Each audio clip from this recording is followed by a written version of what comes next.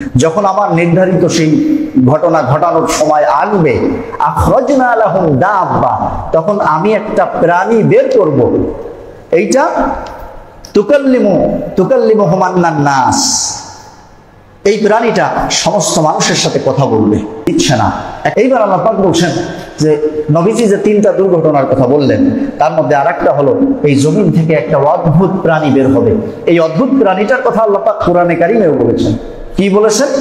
وَإِذَا وَقَعَ الْقَوْلُ عَلَيْهِمْ أَخْرَجْنَا لَهُمْ دَابَّةً مِنَ الْأَرْضِ تُكَلِّمُهُمْ أَنَّ النَّاسَ كَانُوا بِآيَاتِنَا لَا يُوقِنُونَ। আল্লাহ পাক বলছেন ওয়াইদা ওয়াকাল কাউলু আলাইহিম, যখন আমার নির্ধারিত সেই ঘটনা ঘটানোর সময় আসবে, আখরাজনা লাহুম দাব্বা, তখন আমি একটা প্রাণী বের করব। এইটা তুকাল্লিমুহুম আন্নান নাস, এই প্রাণীটা সমস্ত মানুষের সাথে কথা বলবে। একটা প্রাণী, সে মানুষের সাথে কথা বলবে। আন্নান নাসা কানু বিআয়াতিনা লা ইউকিনুন, কারণ ওই সময় অধিকাংশ মানুষ ঈমানদার থাকবে না। এই জন্য তাদেরকে আমার নিদর্শন দেখানোর জন্য আমি একটা অদ্ভুত প্রাণী বের করব। এই প্রাণীটা কেমন হবে? তবে প্রাণীটা বের হবে কখন?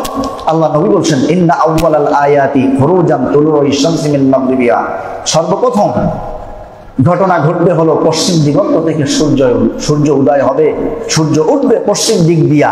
অখরুজুদ দাব্বাতি আলান নাসি দুহান, যেই দিনই সূর্যটা পশ্চিম দিক থেকে উঠবে ওই দিন সকাল বেলায় এই প্রাণীটা বের হবে।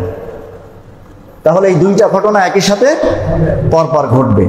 এইবার আসেন সেই প্রাণীটা কেমন হবে। হযরত আবু হুরায়রা রাদিয়াল্লাহু তাআলা বলছেন ইন্নাদ দাব্বাতা ফিহা মিন কুল্লি লাউন, ওই প্রাণীটার গায়ে পৃথিবীতে যত রং আছে, যত কালার আছে, সব রঙের ডোরা, সব রঙের ছাপ্পা কালার ওই প্রাণীটার গায়ে থাকবে। আমি আপনাদের কাছে ছোট্ট করে একটি প্রশ্ন করতে চাই। পৃথিবীতে আল্লাহ পাক যত রং দিয়েছেন, যত কালার দিয়েছেন, এই সব রঙের ছাপ্পা যদি একটা প্রাণীর গায়ে মারতে হয়, প্রাণীটা কি ছোট হবে নাকি বড় হবে? কেমন বড় হবে? আল্লাহ নবী আমাদেরকে কি বললেন শোনো। নবীজি বলছেন তাখরুজুদ দাব্বাতু মিন শাজারিন মিনাস সাফা, এই প্রাণীটা বের হবে সাফা পাহাড়ের ভিতর দিয়া। সাফা পাহাড় ফেটে পাহাড়ের ভিতর দিয়ে বের হবে। যেমন সালেহ আলাইহিস সালামের যুগে আল্লাহ একটা নিদর্শন দেখাইছিলেন যে ওই সময় কাঁতে বা পাহাড় ফাটাইয়া ওই পাহাড়ের ভিতর থেকে 10 মাসের গর্ভবতী একটা উটনি আল্লাহ বের করে দিয়েছিলেন। দেওয়ার পরে বলছিলেন হাদিহি নাকাতুল্লাহ, এইটা আল্লাহর উট, লাকুম আয়াতান, তোমাদের জন্য নিদর্শন হিসেবে দেওয়া হলো। ওইটা বের হয়েছিল কাঁতে বা পাহাড় থেকে। আর এই প্রাণীটা বের হবে তাখরুজুদ দাব্বাতু মিন শাজারিন মিনাস সাফা, সাফা পাহাড় থেকে। মক্কায় যে সাফা মারওয়া পাহাড় আছে, হাজী সাহেব যারা গেছেন, ওমরায় যারা গেছেন তারা দেখছেন, সবাইকে বলেন আমরা এখনো যারা দেখতে পারি নাই, আল্লাহর কাছে আমাদের আকাঙ্ক্ষা যে আল্লাহ তুমিও আমাদেরকে অন্তত জীবনে একবার হইলেও দেখার সুযোগ করে দিও, বলেন আমিন।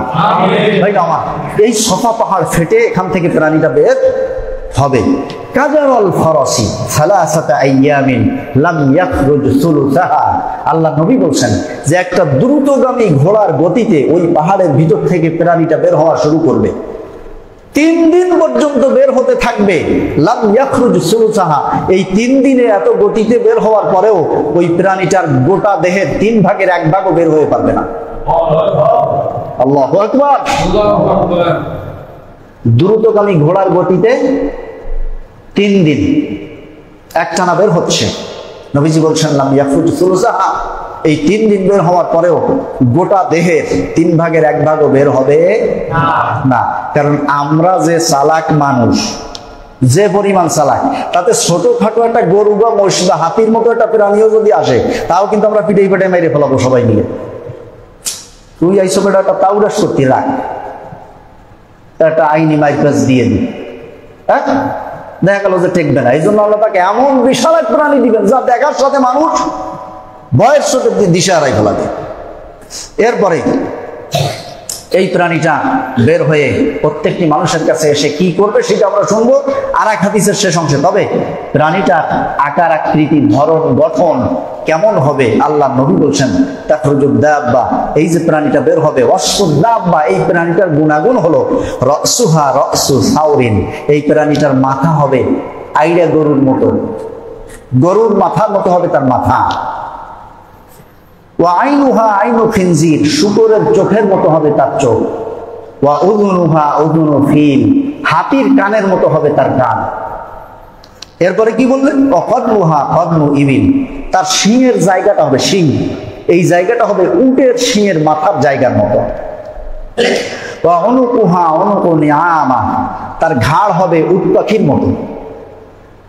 আকৃতি, প্রাণীটার আকৃতি দেখেন, হিসাব করেন, এক একটা এক এক রকম অদ্ভুত প্রাণী, যা পৃথিবীর মানুষ আগে কখনো দেখে নাই। অনুকুহা অনুকু নিআমা, উট পাখির মতো হবে তার ঘাড়। এরপরে অসদরুহা সদরু আসাদ, সিংহের মতো হবে তার বুক, বুকের অংশটা সিংহের মতো। ওয়া লাউনুহা লাউনু নামর, তার শরীরের রং হবে চিতাবাঘের মতো। ওই যে আগের হাদিস থেকে বলছি যে সমস্ত রঙের ডোরা চিহ্ন তার গায়ে থাকবে। চিতাবাঘের গায়ে দেখবেন যেমন ওই যে ডোরা ডোরা, তো ওটা তো একটা কালারের ডোরা, একই রং, কিন্তু এটার হবে সমস্ত রঙের মিশ্রণের ডোরা। এরপরে অখাসিরাতুহা খাসিরাতু হিররিন, তার এই যে পায়ের যে নরম নখ, এইটা হবে বিড়ালের নরমের মতো, নখের মতো। ওয়াযাম্বুহা যাম্বু কাবাশিন, লেজটা হবে ভেড়ার লেজের মতো। অকাওয়াইমুহা কাওয়াইমু বাঈর, উটের ঠ্যাঙের মতো হবে ঠ্যাং। এত বিশাল প্রাণী, শরীরের আকার আকৃতি এরকম। এটা দেখার পরে পরিস্থিতি কি হয় বলেন তো? কলিজা কি পেটের মধ্যে থাকবে না বাইরে থাকবে? কলিজা কোন সময় বের হয়ে আসবে মানুষ ভয়ের চোটে টেকো। আল্লাহ তাখরুজু মাআহা আসা মূসা ওয়া খাতামা সুলাইমান, তার কাছে থাকবে মূসা আলাইহিস সালামের সেই মুজিজার লাঠি আর সুলাইমান আলাইহিস সালামের মুজিজার আংটি। এই দুইটা দিয়া তিনি করবেন, মূসা আলাইহিস সালামের লাঠিটা পৃথিবীতে যত ইমানদার লোকের সাথে তার সাক্ষাৎ হবে, মানে আগে যারা ইমানদার ছিল ওই তার দেহে ভয়তে লা ইলাহা ইল্লাল্লাহু সুবহানাল্লাহ লা ইলাহা ইল্লাল্লাহু সুবহানাল্লাহ, এই ইমানদার না, মানে আগে থেকে সে ইমানদার ছিল, এমন যাদের সাথে তার সাক্ষাৎ হবে তাদের মুখে মূসা আলাইহিস সালামের ওই লাঠিটা একটু বুলাইয়া দিবেন, দিলে তার মুখটা সুন্দর চকচকে হয়ে যাবে, নূর চমকাতে থাকবে। সুবহানাল্লাহ। আর সুলাইমান আলাইহিস সালামের আংটিটা দিয়া বেঈমান যারাই বাঁধবে তাদের মুখের উপরে ওই আংটি দিয়ে একটা ছাপ্পা দিয়া যাবে, মুখটা কালো কুচকুচে হয়ে যাবে। ওই দিন থেকে মানুষ ইমানদার আর কাফের বেঈমান এইটা প্রকাশ্য হয়ে যাবে। এখন তো কে ইমানদার কে বেঈমান এইটা দেখে বোঝা যায় না। ওই সময় থেকে, ওই প্রাণীটা বের হওয়ার পর থেকে এইটা দুই পক্ষের কাছে স্পষ্ট হয়ে যাবে। অন্য হাদিসে এসেছে, আল্লাহ নবী বলছেন এমন হবে যে কেনা বেচা লেনদেনের ক্ষেত্রে এই ধরেন দোকানদার যদি ইমানদার হয় আর যিনি ক্রেতা তিনি যদি কাফের হন, অর্থাৎ যার মুখে ওই ছাপ্পা মারা আছে, সে যাইয়া বলবে, দোকানদারে বলবে যে হে ইমানদার আমার এই সদাইটা দাও। এইবার সদাই দিয়া দোকানদার বলবে যে হে কাফের টাকা দাও, মানে ডাকটাই এসে যাবে হে ইমানদার হে কাফের। এই পার্থক্যটা ওই প্রাণীর দ্বারা আল্লাহ পাক গোটা পৃথিবীতে সংগঠিত করাবেন। তো আল্লাহ নবী বললেন যে এই ফালাসুনিদা ফরাজনা, এই তিনটা জিনিস যখন প্রকাশিত হয়ে যাবে বা এর কোনো একটা প্রকাশিত হবে, এইটা দেখার পরে ভয়ে যদি কেউ ইমান আনে তার ইমান উপকারী হবে না।